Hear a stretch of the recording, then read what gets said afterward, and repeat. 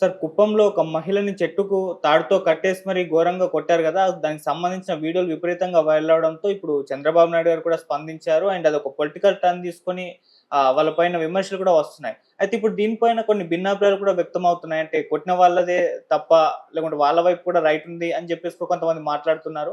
అసలేం జరిగింది ఈ ఇష్యూలో? ఎవరిది తప్పుంది? మరి దీనికి సంబంధించి అసలేం జరిగింది? దీన్నెలా అర్థం చేసుకోవాలంటారు? ఇట్లాంటి సంఘటన జరిగినప్పుడు జనరల్ గా మనకి ఒక్క వెర్షనే కనిపిస్తుంది. అది రెండో వెర్షన్ కనపడదు. ఆ రెండో వెర్షన్ మనం ఊహించుకోవాల్సిందే, లేదా మనకేమన్నా ప్రత్యక్ష సోర్సులు ఉంటే ఆ సోర్సుల ద్వారా మనం గ్రహించాలి.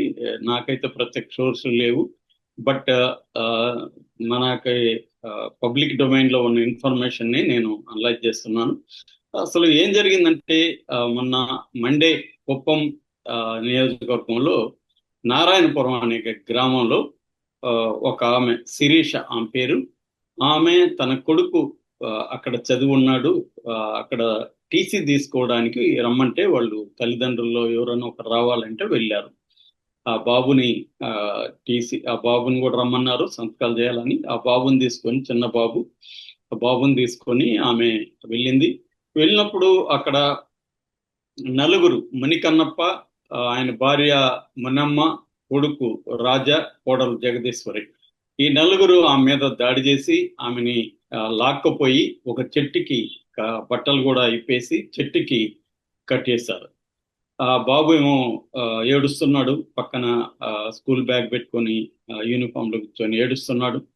ఆమె ఈ ఈ హఠాత్ పరిణామాన్ని ఆమె ఊహించలేదు. శిరీష ఆమె షాక్ గురై ఆమె కూడా బిగ్గరగా ఏడుస్తుంది. దీన్ని ఎవరో వీడియో అండ్ ఫోటో తీసి పెట్టేశారు. ఆ తర్వాత ఎవరో దారుణ పోతున్న కొంతమంది చూసి ఈ మునికన్నప్ప వీళ్ళకి ఇది కరెక్ట్ కాదు, నువ్వు చేస్తున్నది అది ఇదని చెప్పిన తర్వాత వాళ్ళు కోపం చల్లారినాక వదిలేశారు. సో ఈ ఫోటో విపరీతంగా వైరల్ అయిపోయింది. అంటే ఈ మధ్య కాలంలో ఇలాంటి సంఘటన ఎక్కడ కనిపించలేదు.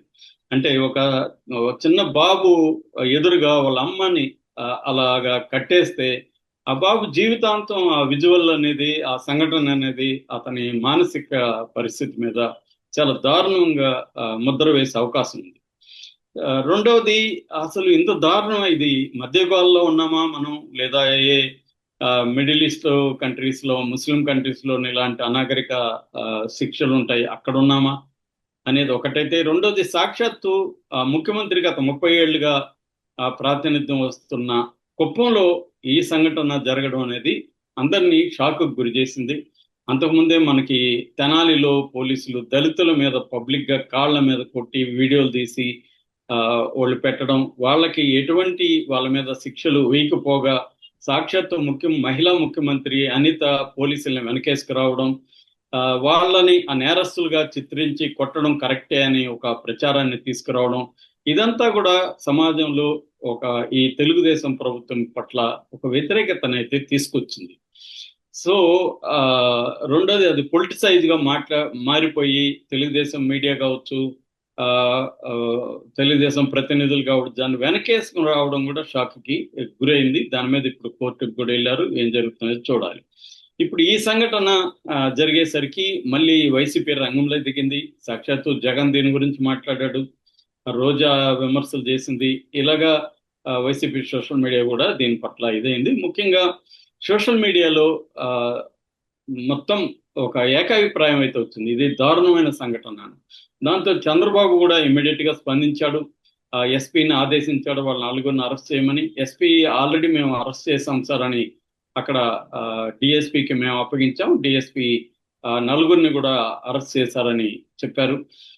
చంద్రబాబు ఆమెకు ఇమ్మీడియట్ గా 5 లక్షల డబ్బులు శాంక్షన్ చేశాడు. ఆమెకు 3 పిల్లలు.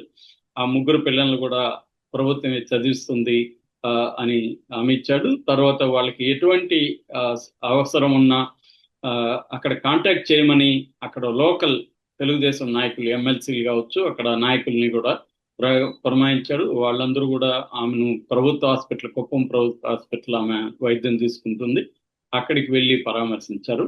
అట్లాగే అనిత కూడా ఫోన్ లో ఆమెతో మాట్లాడింది. అంటే రీజనబుల్ గా చంద్రబాబు ప్రభుత్వం ఇమీడియట్ గా అయితే స్పందించాల్సిన తీరులో అయితే ఖచ్చితంగా స్పందించింది. అయితే దీని వెనక ఈ సంఘటనను మనం ఎలా అర్థం చేసుకోవాలి? ఇది ఒక ఇండివిజువల్ సంఘటనైనా దీని వెనక ఎటువంటి కారణాలు ఉన్నాయి, అసలు ఏం జరుగుతుంది సమాజంలో అనేది మనం చూస్తే, అసలు ఎందుకు ఈమెను కట్టేశారు ఈ నలుగురు అంటే, ఈ ఈమె భర్త ఆ తిమ్మక్కాయప్ప ఆయన పేరు. ఆ తిమ్మక్కాయప్ప అనే వ్యక్తి ఈ మునికన్నప్ప దగ్గర, మునికన్నప్ప ఫ్యామిలీని ఈమెను కట్టేసింది. మునికన్నప్ప దగ్గర కొంతకాలం క్రితం 80,000 డబ్బులు తీసుకున్నాడు, అప్పు తీసుకున్నాడు. ఆయన దేనికి తీసుకున్నాడు అనేది మనకి తెలియదు, ఎవరు చెప్పలేదు. ఏ కారణం చేత తీసుకున్నాడు అనేది తెలియదు. ఏ కారణం చేత తీసుకున్నా దాన్ని డబ్బులు కట్టలేదు. అట్లాగే ఆయన మిగతా వాళ్ళ దగ్గర కూడా అప్పులు చేసినట్టుగా మనకు అర్థమవుతుంది. అప్పులు చేసి వీళ్ళు అప్పులు అడుగుతుంటే అతను ఏం చేస్తుంటే గ్రామం వదిలి పారిపోయాడు. ఎక్కడికి పారిపోయాడు అనేది తెలియదు. ఈమె కూడా వీళ్ళ ఫ్యామిలీనే పారిపోయింది ఈ ఊరు నుంచి. సో ఫ్యామిలీ లేదు. అందుకని ఈమె వేరే దగ్గర బెంగళూరుకి వెళ్ళిపోయి బెంగళూరులో కూలి పనులు చేసుకుంటూ ఈ పిల్లల్ని చదివించుకుంటూ వడ్డీలు కడుతున్నానని అని చెప్పింది. సో ఆ వడ్డీలు కడుతున్నారా, అసలు అప్పు ఏమన్నా తీర్చారా, ఇవన్నీ మనకి మునికన్నప్ప యాంగిల్ నుంచి స్టోరీ తెలియదు. ఆయన చెప్తే గానీ మనకు తెలియదు. సో ఇక్కడ క్లియర్ గా మనకు అర్థమవుతుందంటే ఏదో కారణం చేత ఈ తిమ్మరాయప్ప అప్పులు చేసి అప్పులు కట్టలేని పరిస్థితిలో ఆయన పారిపోయాడు. అంటే తన భర్తగా తన బాధ్యతల నుంచి పారిపోయి వీళ్ళని పిల్లల్ని తల్లిని వదిలేశాడు. సో అప్పుడు తల్లి మీద బాధ్యతలు తడిగి, తండ్రి పిల్లల్ని వదిలేయగలరు కానీ జనరల్ గా తల్లులు వెరీ రేర్ కేసుల్లో తప్ప తల్లులు పిల్లల్ని వదిలేసి పారిపోయే పరిస్థితి ఉండదు. అందుకని ఆమెకి చేతనైన పని కూలి పనే కాబట్టి బెంగళూరులో కూలి పనులు చేసుకుంటూ అక్కడ కన్స్ట్రక్షన్ దగ్గర రాళ్ళు సిమెంటు మోస్తూ ఇలాంటి పనులు చేసుకుంటూ ఆమె బిడ్డల్ని చదివించుకోవడానికి కష్టపడుతుంది. ఈ నేపథ్యంలో ఇక్కడ చదువుకుంటున్నాడు కాబట్టి ఇక్కడ నుంచి ఇప్పుడు ట్రాన్స్ఫర్ అవ్వాలంటే అక్కడ స్కూల్లో ట్రాన్స్ఫర్ సర్టిఫికేట్ అడిగారు కాబట్టి స్కూల్లో వాళ్ళకి ఫోన్లు చేస్తే వాళ్ళని మీరు వచ్చి తీసుకోవాలని చెప్పారు. అందువల్ల వచ్చినప్పుడు వీళ్ళకి ఆల్రెడీ అప్పు ఎగ్గొట్టిపోయాడనే కోపం వీళ్ళల్లో ఉంది కాబట్టి ఇప్పుడు ఈమె దొరికింది. ఈమె దొరికినప్పుడు మరి వీళ్ళ మధ్య ఎటువంటి ఘర్షణ చోటు చేసుకుంది, ఆమె ఏం మాట్లాడింది, వీళ్ళేం మాట్లాడారు తెలియదు. సో ఏదేమైనా ఆ ఘర్షణలోంచి వాళ్ళకి కోపం వచ్చింది. కోపం వచ్చి వాళ్ళు ఇటువంటి ఒక దుర్మార్గానికి తెగబడ్డారు. ఖచ్చితంగా ఇది దుర్మార్గమే. ఒక స్త్రీని తన బిడ్డ ముందు అలా అనాగరికంగా కట్టేయడం అనేది అతి దారుణం. దాన్ని అందరూ ఖండించారు, అరెస్ట్ కూడా చేశారు. అది లీగల్ గా కూడా వాళ్ళకి శిక్ష పడే అవకాశం క్లియర్ గా ఉంది. చంద్రబాబు ప్రభుత్వం కూడా స్పందించింది. అయితే ఇక్కడ గ్రామాల్లో అప్పుల పరిస్థితి ఏంటి, అసలు అప్పులు ఎందుకు తీసుకుంటున్నారు, ఆ అప్పులు కట్టలేనప్పుడు అప్పు ఇచ్చిన వాళ్ళు వీళ్ళు కూడా ఏమి వడ్డీ వ్యాపారస్తులు కాదు కదా. మునికన్నప్ప అనే వాళ్ళు కూడా ఒక రైతు ఫ్యామిలీని అని చెప్తున్నారు. వీళ్ళు ఏదో అవసరం కోసం ఇచ్చారు. మామూలుగా విలేజ్లో ఏంటంటే 1 రూపీ 2 రూపీ ఇంట్రెస్ట్ తీసుకొని ఇస్తుంటారు అప్పులు. వాళ్ళు ఒక్కోసారి కట్టలేనప్పుడు గొడవలు జరుగుతుంటాయి. అసలు ఇది ఎప్పటి నుంచి, ఈ కొన్ని వందల ఏళ్ళ నుంచి కూడా ఇదే జరుగుతుంది. స్వాతంత్రం వచ్చినాక కూడా పెద్ద మార్పు లేదు మన దేశంలో ఈ అప్పుల విషయంలో. ఇది ఈ మధ్య ఇంకా పెరిగిపోయింది. అప్పులు ఎందుకు చేస్తున్నారు అనే దగ్గర మనకి ఫస్ట్ చూడాల్సిన అవసరం ఉంది. జనరల్ గా గ్రామాల్లో అప్పులు ఎందుకు చేస్తారంటే వ్యవసాయ పనుల కోసం, వ్యవసాయం చేసేవాళ్ళు అయితే వ్యవసాయ పనుల కోసం, పెట్టుబడుల కోసం అప్పులు చేస్తారు. మళ్ళీ క్రాప్ వచ్చినాక ఇచ్చేస్తారు, మళ్ళీ అప్పులు చేస్తారు. ఇది జనరల్ గా జరిగే ఒక సర్కిల్. రెండవ కారణం ఆరోగ్య సమస్యల వల్ల వాళ్ళకి ఏమైనా అత్యవసర పరిస్థితులు వచ్చినప్పుడు అప్పులు చేస్తారు. ఇది కాకుండా మోడర్నిటీ తీసుకొచ్చిన అనేక సౌకర్యాలు సమాజంలో, దాని నుంచి వచ్చిన అనేక రుగ్మతలు, సామాజిక రుగ్మతలు, వీటి వల్ల అప్పులు చేయడం పెరిగింది. అంటే ఫర్ ఎగ్జాంపుల్ ఆ మధ్య అనంతపురంలో ఒక పీడి ప్రాజెక్ట్ డైరెక్టర్ నాకు చెప్పిన విషయం ఏంటంటే, వాళ్ళు కొన్ని గ్రామాలను విజిట్ చేసినప్పుడు ఆ గ్రామాల్లో టాయిలెట్లు లేవు కానీ ఫోన్లు మాత్రం ఒక్కొక్క ఇండ్లలో 2-3 ఉన్నాయి. అంటే వాళ్ళు దేనికి ఇంపార్టెన్స్ ఇస్తున్నారు? టాయిలెట్ అనేది మహిళల భద్రతకి ఆరోగ్యానికి అత్యవసరం. దాన్ని వదిలేసి ఫోన్లు మాత్రం ఒక్కొక్కరు 2-3 పెట్టుకుని ఇళ్లలో తిరుగుతున్నారు. అంటే ఫోన్ల కోసం వాళ్ళు అప్పులు చేసి ఫోన్లు కొంటున్నారు కానీ మినిమం కావాల్సినవి చూసుకోవట్లేదు అని వాళ్ళు మేము ఎడ్యుకేట్ చేసి టాయిలెట్లు పెట్టించామని చెప్పాడు.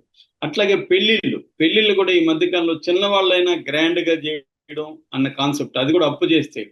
అట్లాగే మిగతా లైఫ్ స్టైల్, అంటే లైఫ్ 3 నీడ్స్ ఉంటాయి అనేది మనకి హిస్టోరియన్స్ ఎప్పటి నుంచో కూడా చెప్తున్నారు. ముఖ్యంగా ఫెర్నాన్ బ్రాడెల్ అనే ఫ్రెంచ్ హిస్టోరియన్స్ ఏం చెప్తాడంటే 3 రకాల నీడ్స్ మనిషికి ఉంటాయి.